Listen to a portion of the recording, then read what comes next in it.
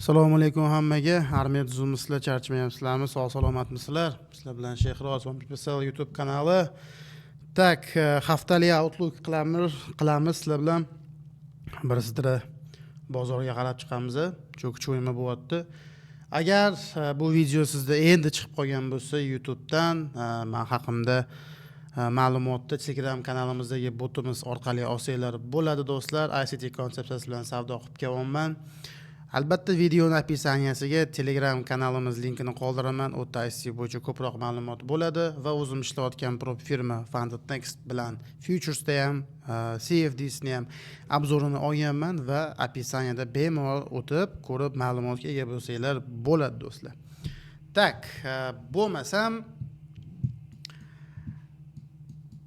biz boshladik. Dollar indeksiga qaraydigan bo'lsak,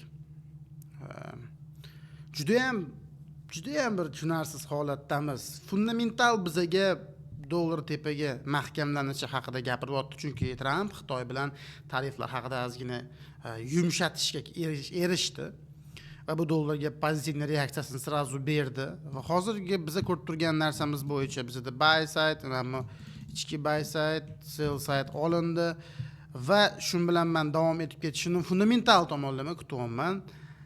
Dollar indeksida va juda ko'p treyderlarni ham o'zim kuzataman. Ko'pchilik 104 uroviniga chiqishini kutishayotgan ekan. Mana men atrofga dollar indeksini tak haftalik time frame ga qaraydigan bo'lsak, lekini bor. Haftalik time frame menga juda beyrishda atkat berayotgandek tuyulyapti.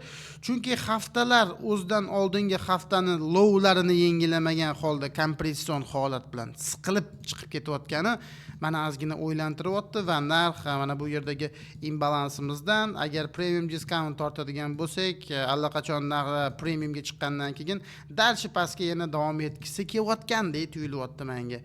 O'shaning uchun hozirgi paytda men dollarni globalniy mamutdan ya'ni o'sha 140 kunlik tushuvchi harakatdan keyin razvrot qila oladi deb men taxmin qilish niyatim yo'q do'stlar. Agar razvrot qiladigan bo'lsa, sal teparoqqa chiqqandan keyin men bayqarab ketaveraman. Hozirgi turish menga hali ham ozgina shortga namyoq beryapti do'stlar. Ayniqsa mana dailyda yanada chiroyli ko'rinyapti bu narsa. Lowlar yengillanmasdan tushib kelyapti-da. Tushunasizlar? Menda hali ham kichkina bo'lsa ham anaqa bor, oladigan bo'lsam to'g'ri kelibdi. Order blok bo'yicha ham mana tanasidan oldim, keyin soyasidan tuzolma. Kichkina time frame ga tushsam tana baribir pastlashib ketaveradi. Shuning uchun birato'la IC'ni ham o'zini jonli efirlarini ko'rsanglar soyasidan oladi.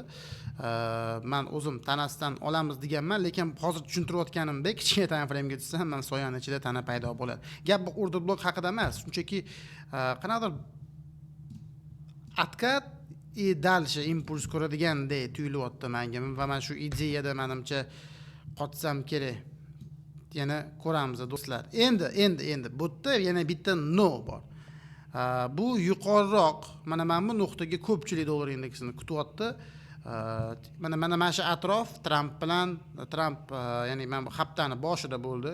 Mana shu atrofda Xitoy bilan tariflarni yumshatish bo'yicha do'g'riga kelish erishgandan keyin reaksiya beryapti tepaga va bu yerda agar biz mana bu nuqtani SMR deb oladigan bo'lsak, market maker buy modeli mana bu xayy o'zigacha mavjud deb tuyulyapti. Tak 1 soatlik time frame ga qaraydigan bo'lsak, 1 soatlik time frame da mana bu low risk buy deb tushungan bo'lardim. Mana shu nuqtadan dalchi hayga ham davom etib ketishi mumkin. Bunaqa holatda nima qilish kerak o'zi? Hozir mana sellga target bor deyapman. Buyga MMBM ga o'xshab ko'rinyapti. Iloji boricha template'larga qarab turib savdo qilish kerak. Mana masalan kechagi kun hech qanday template'ga to'g'ri kelgani yo'q. Bugungi kun bo'yicha nima kutyapmiz? Bugungi kun bo'yicha ham London sessiyasida shunchaki range kutdik. Kunlik low bo'lishi mumkin ehtimoli bor. Juda ham tushunarsiz holat do'stlar. Juda ham tushunarsiz holat. Men tinu price action ko'rmayman to'g'risi. O'shaning uchun shoshmayman. Yevro bilan funtni ko'rganda ham yana bu narsaga amin bo'lamiz. Dollar bo'yicha bermoqchi bo'lgan ma'lumotlarim shulardan iborat edi. Va yevro USD bo'yicha oylik time frame ga qaraydigan bo'lsak, oylikda xuddi shunaqa ssenariy, ya'ni dollarni tepaga kutayotgan bo'lsam, yevroni pastga ko'rgan bo'lardim buy side'dan keyin. No, kichikroq time frame'ga qaraydigan bo'lsak, boyaga aytganimdek, dollarda ozgina tushish ko'ryapman dedim-ku, yevroda ham xuddi shunaqa holatda. Yevroda ham mana mamutlarga sal qiziqayotgandek tuyulyapti. No, boyaga aytgandek, dollardagi 1 soatlik market maker bo'lib qolish ehtimoli ham bor. O'shaning uchun hozir juda ham ikki tarafga tasdiqlar, analizlar, mamta FFga, OT har balo turgan bir vaqtda men sizlarga taxmin qilish o'yinini o'ynashni maslahat bermagan bo'lardim. Aniq bir konkret narsa ko'rish kerak, savdo qilish kerak-da. Bu xuddicha men bitta savdo qilgandek dars etishingiz mumkin. Bu yerda bu range emas-ku, lekin menga kim aniq aytib bera oladiki, narx bir tomonga ko'proq yurgisi kelayotganini. Masalan, shaxsan men ko'rmayotganim uchun ozgina shoshmayapman do'stlar. Endi kuzatamiz. Agar tepaga harakatni davom ettiradigan bo'lsak, уже хотя бы mana high tepasida harakat qilsak yaxshiroq bo'ladi shekil. Buy side'ga qarab o'rtoqlar. Tak, 4 soatlik men o'zim ham 1-2 kun bozordan ozgina uzildim, chunki deyarli hech nima ko'rmaganim uchun men depozitimni risk qilgim kelmadi. Hozirgi paytda endi tak, bugungi kun bo'yicha mana bugungi kun men sizlar bilan birga tahlil qilyapman bozorni, чтобы как бы nimalarga qarab turib.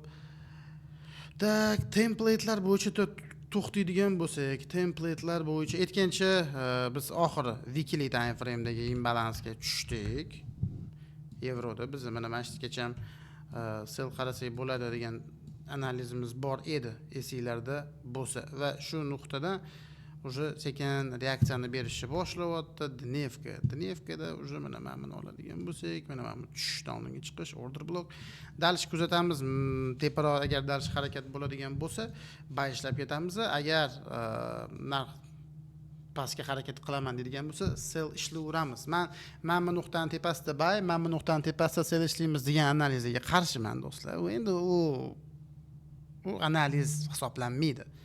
Analiz deganda konkret qanaqadir yaxshi instrumentlarga yondashgan holda narxni bir tomonga siz tahlil qilasiz, ikki tomonga tahlil qilib qo'ymaysiz. O'shaning uchun hozir men uchun ko'proq aniqlash to'g'rida bo'lganim uchun ozgina shoshmayapman. Funtda ham xuddi shunaqa holat.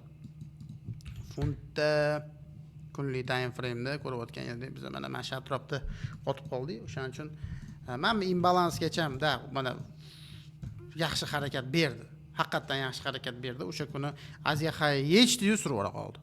Esingizda bora, dushanba kuni adashmasam, dushanba kuni Aziya High yechdi, SMT berdi, 5 minutlik fair value gap. Men atrofda Silver Bullet'da berdi. Shu bilan boshqa normal harakat ko'rganimiz yo'q.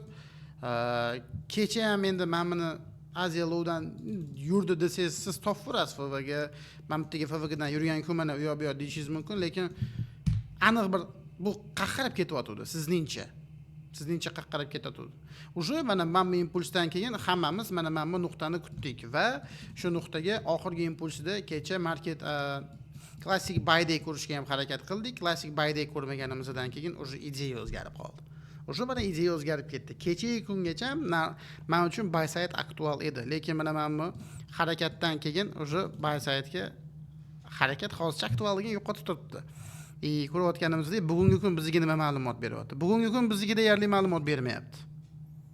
Tushunasizmi? Aniq bir template berayotgani yo'q. O'shaning uchun valyutalarda shoshmayapman, в общем plani. Tak, tillada menga iloji boricha bayga ishlash qiziq bu yog'iga. Buy side'lar tomon, lekin shu yerdan razvorat qiladimi, uni hali aniq bilmaymiz.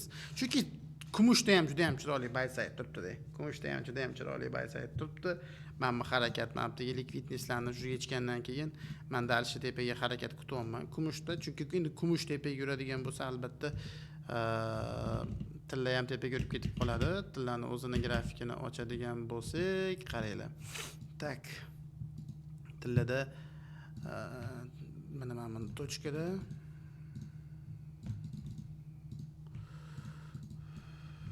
bu nuqtadan qanaqa reaksiya olishimizni kuzatishimiz kerak do'stlar.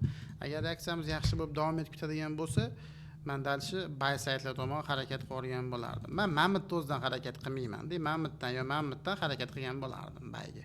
Tegidan harakat qilmagan bo'lardim. Nabir bu nuqtagacha ham Sel juda chiroyli berdi. Sel juda chiroyli berdi albatta. Bu haqida Saidxon o'zining kanalida yaxshi bo'lishganda analizlarimiz bo'lgandi. Men o'zim iminni tillada bu yergacha ham Selishamiz analiz kanaliga tashlamagandim. Endi mana bu imbalans tepasida harakat qilib ko'rgan bo'lardim. Bayga. Juda ham chiroyli market maker bay modeli bo'lishi mumkin. Mana bu o'zida ham o'simiz bor. Mana bu qayga.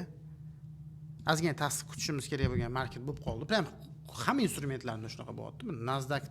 Nasdaqda ham iloji boricha hozir keyingi haftalarga bitta atkat ko'rsak kerak diskountga. Hozir emas menimcha, hozir emas. Shu bilan all time highga ishlab o'ramiz Nasdaqda. Ideali bo'lsa, albatta Nasdaq bo'yicha tashlab turaman. Hozir pastli hamma parolarda kutish pozitsiyasidaman. Albatta yengillik bo'ladigan bo'lsa, boyaga aytganimdek, o'sha opisaniyada Telegram kanalim qoldiraman. Birinchi o'sha yerda tahlillarim bilan bo'lishaman. Tak, e'tiboringiz uchun rahmat. Like va podpiska doimgidek bizning yagona motivatsiyamiz. Qo'llab-quvvatlab tursanglar, albatta xursand bo'lamiz. Hammaga savdoda omad. Ukalar, charchamaydi.